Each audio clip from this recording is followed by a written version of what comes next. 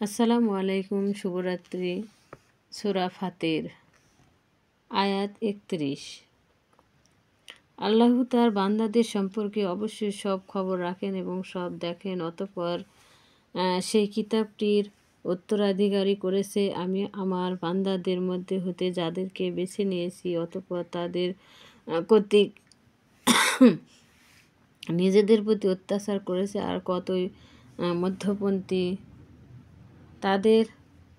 তাদের কর্তৃক আল্লাহর নির্দেশে সৎ কাজে অগ্রহণী। এটাই মানুষের প্রতি আল্লাহর খুবই বড় দয়া। স্থায়ী জান্নাতে তারা প্রবেশ করবে, যেখানে তাদেরকে স্বর্ণ ও মুক্তার কম্পনে অলঙ্কৃত করা হবে, যেখানে তাদের পোশাক হবে রেশমের।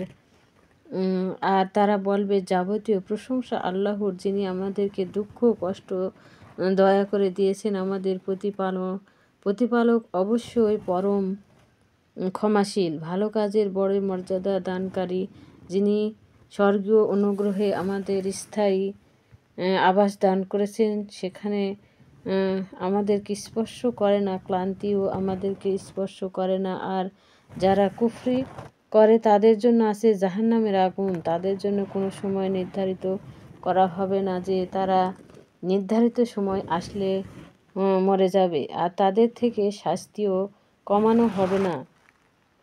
প্রত্যেক অকৃতজ্ঞকে আমি এভাবেই প্রতিফল দিয়ে থাকি। সেখানে তারা চিৎকার করে বলবে, হে আমাদের পালনকর্তা, বের করুন আমাদেরকে, আমরা সৎ কাজ করব, আমরা যে কাজ করতাম তা করব না। আমি কি তোমাদেরকে এতটা বয়স দিইনি যে তখন কেউ নসিহত গ্রহণ করতে চাইলে নসিহত গ্রহণ করতে পারত, আর তোমাদের কাছে সতর্ককারীও এসেছিল? কাজেই শাস্তি ভোগ করো, জালিমদের কোনো সাহায্যকারী নেই। আল্লাহ আসমান জমিনের অদৃশ্য বিষয় সম্পর্কে অবগত।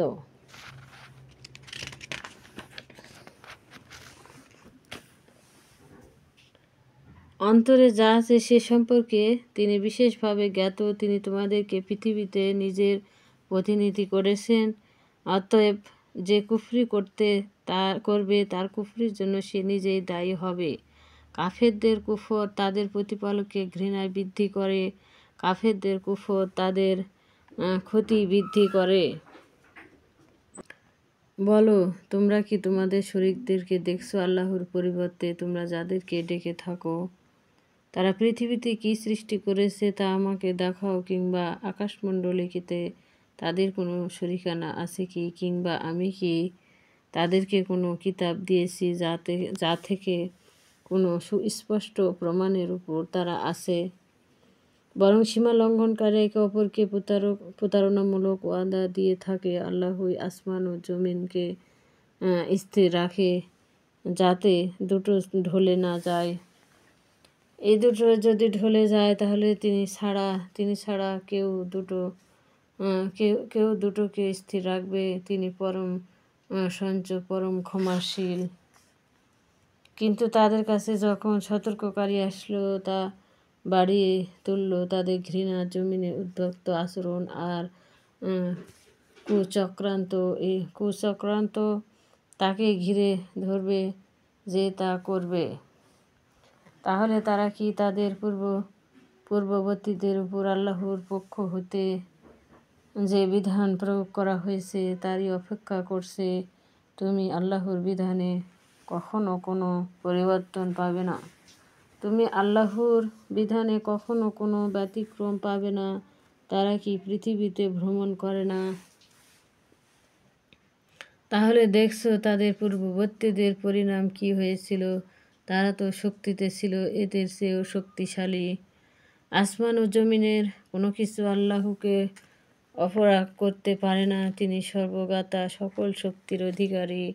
আল্লাহ মানুষকে তার কৃতকর্মের জন্য পাকড়াও করতে চাইলে ভূপৃষ্ঠের একটি প্রাণীও রেহাই দিতে পারবে না, কিন্তু তিনি তাদের জন্য একটা নির্ধারিত কাল পর্যন্ত সময় বিলম্বিত করেন। অতঃপর তাদের সে নির্ধারিত সময় যখন এসে যায় তখন আল্লাহ ফয়সালা কার্যকরী হতে এক মুহূর্ত বিলম্ব ঘটে না, কারণ আল্লাহ প্রতিটি মুহূর্তে তার বান্দাদের পর্যবেক্ষণকারী। ইয়াসিন শপথ হেকমতের কোরআনের, তুমি অবশ্যই রাসূলকে অন্তর্ভুক্ত, তুমি সরল সঠিক পথে প্রতিষ্ঠিত। এই কোরআন মহাপরাক্রমশালী পরম করুণাময় আল্লাহ হতে অবতীর্ণ, যাতে তুমি সতর্ক করতে পারো এমন এক সম্প্রদায়কে যাদের পিতৃপুরুষদেরকে সতর্ক করা হয়নি, কাজেই তারা আল্লাহর নির্দেশ সম্পর্কে উদাসীন। জেনে বুঝে আল্লাহর অবাধ্য হওয়ার কারণে তাদের অধিকাংশের উপর তাদের অন্তঃকরণে সিল লাগিয়ে দেওয়ার বাণী অবধারিত হয়ে গেছে, কাজেই তারা ঈমান আনবে না।